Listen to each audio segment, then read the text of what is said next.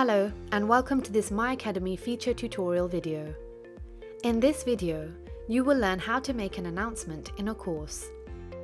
After selecting the course, click Announcements from the left navigation panel.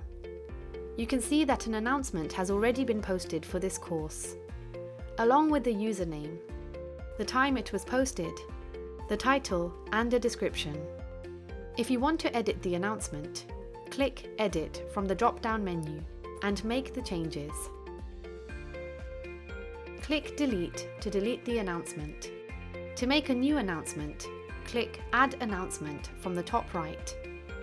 A new window will be opened where you have to type the title, enter the description,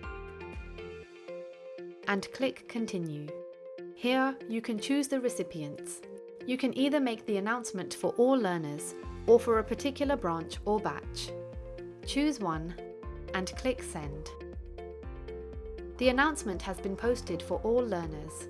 You can see the date, title, username, and the description. Thank you for watching this video on announcements.